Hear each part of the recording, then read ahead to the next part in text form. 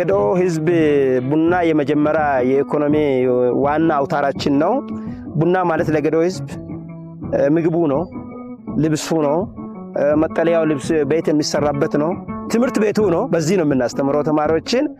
ቡና ለኛ ሁሉም ነገራችን ነው ማለት ይቻላል። በእውነት ነው። ማህበረሰባዊ ጉዳዮችን የምናከናውነው በዚህ ነው።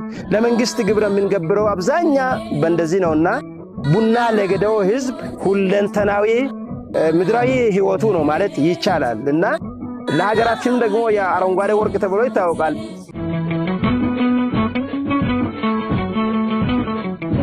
አባቴ ተወልዶ ያደገበትን እዚሁ ነው።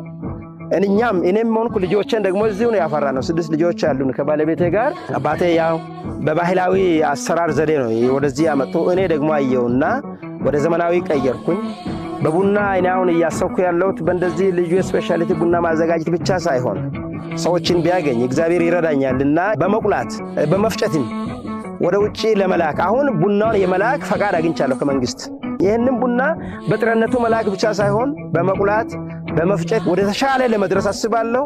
ከዚህ ደግሞ ከስፔሻሊቲ ዝግጅትም አልፎ ኢንዱስትሪ አዘጋጅቼ ቡናን በማጠብ ወደዛ ደረጃ ለማዘመንና ለማደግም ስንቅ ተስፋ ሰንቄ ነው እየሰራው ያለሁት። ወደዛ ነው እያሰብኩ ያለሁት።